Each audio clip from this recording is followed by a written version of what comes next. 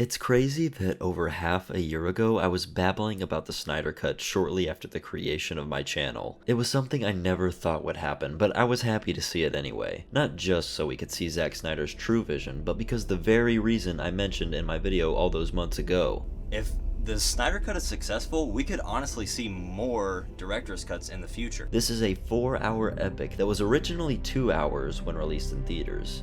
I don't know where Warner Brothers was like, yeah, let's chop off half a fucking movie, but here we are. To be completely honest, I've never been the biggest fan of the DCEU. I tolerate Man of Steel. BVS is sorta good if you watch the Ultimate Edition, and Suicide Squad is, without a doubt, one of my least favorite movies ever. Wonder Woman is great though. I really like that one. And I think I really like two of them now. Zack Snyder's Justice League is nowhere near a perfect film, but it's at least trying to tell a compelling story. There was so much stuff that was brushed over in the 2017 film that all there was to enjoy was mediocre action. Thankfully, Warner allowed Snyder to finish his film, and the ending product is vastly better than the original. I mean, it's two completely different movies. Even right from the opening shot, you can tell that this film is going to be much more engaging. Remember how the theatrical opened up with that terrible iPhone CGI mustache interview nightmare? I saw that in the theaters and went, oh no. And that was what the original Justice League was like. Just a big oh no for 2 hours. This new version opens up with Superman's death, which in Batman v Superman, that had very little to no impact on me. But here it's given a purpose, because Snyder chooses to linger on Superman's death for the entire opening as his yells travel throughout the world. This is such a haunting, melancholy sequence that tells the audience that Superman died and he died in pain. And without him, the world will too. This is how you establish a conflict in your film, and Zack Snyder's Justice League continues to do this for the appropriately long 4-hour runtime. Everything that was brushed over in Whedon's version has been expanded upon here. Even things that I didn't care about in the original, I cared about in the Snyder Cut. The relationship between Barry and his father was such a ham-fisted inclusion in the original. You cut it out of the film and it's still the exact same movie. However, now, Barry's driving motivation is making sure he doesn't waste his life so he doesn't disappoint his father. But Barry has such a unique ability that there are points in this movie where the very fate of existence lies on his shoulders, and the only way his world can survive is if he digs deep and remembers what his father wants for him. Where was any of this in the original? Is this so hard to do? Huh? Is it so hard to give us something to latch on to so that we can root for our heroes to succeed? And is it so hard to add stakes to a film so that our heroes actually have something to overcome? Steppenwolf, Flash, Wonder Woman, all of these characters that were boring in the last version are much more exciting to watch here. Cyborg is one of the biggest examples. Oh my gosh. When news came out about how badly Whedon butchered Cyborg's story, I went, okay, Ray Fisher, here's another elitist Hollywood actor looking for his handout. No, they absolutely destroyed my man's character. Cyborg in the Zack Snyder Cut is the heart of the film. We open up with Victor playing football, winning the game and seeing that his father wasn't there to see him win. And this absolutely devastates Victor as he cries to his mother in the car that his accomplishments mean nothing if he can't share them with his father whom he loves. Man, that's tough. Wow. I mean, I can't really, because, you know, my dad's pretty cool, but I really feel for the guy, you know? And then boom, car crash. Victor's mom is dead, and he's lying in his deathbed having lost his arms and legs.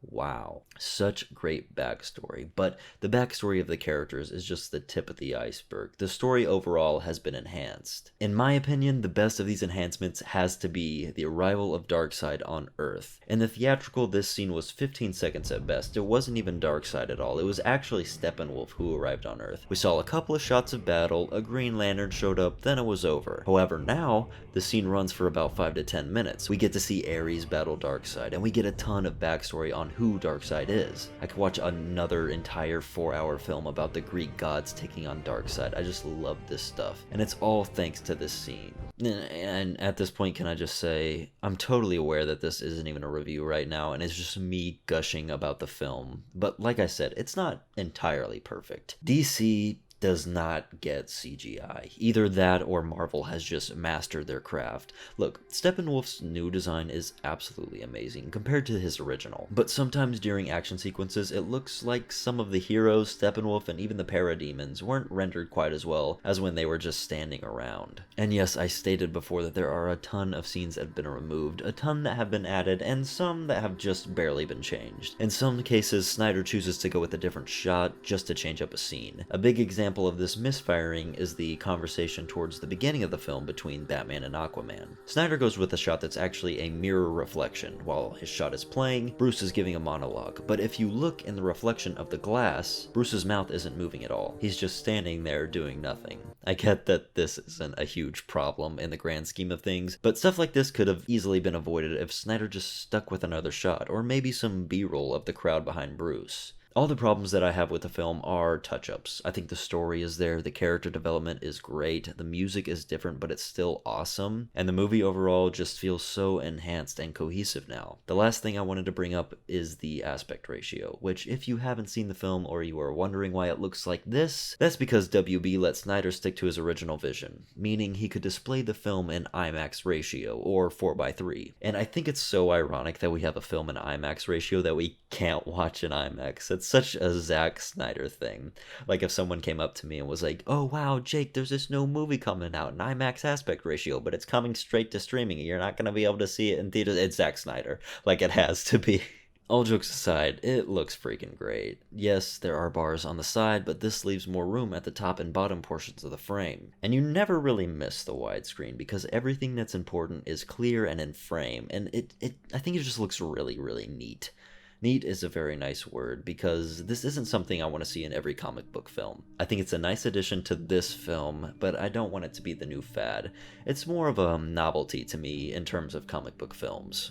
Overall, Zack Snyder's Justice League really surprised me. Scenes that were boring originally, like the Wonder Woman bank robbing scene and the arrival of Superman at the final battle, are now some of the best parts of the film. The CGI isn't always perfect. There are some shots and even some scenes that feel a bit thrown in just to be there, but again, I can't stress how much of an improvement this feels like. So if the original Justice League landed around a 50% on my scale, I'd say Zack Snyder's Justice League earned a much deserved 85%. So yeah, 7-8 months into doing this movie-centered YouTube channel and finally got my first review out. I've been wanting to do reviews for a really long time. I love just sitting down and being able to focus all my thoughts onto a page and then talking into a mic, but movies haven't really been coming out and I didn't want to review any small stuff. I wanted my first review to be a really big fun movie, and I'm glad it could be this one. So again, I never thought we would see it, but I'm glad we did. I thought it was really great. So yeah, like, subscribe, share if you feel inclined, and I will see y'all later.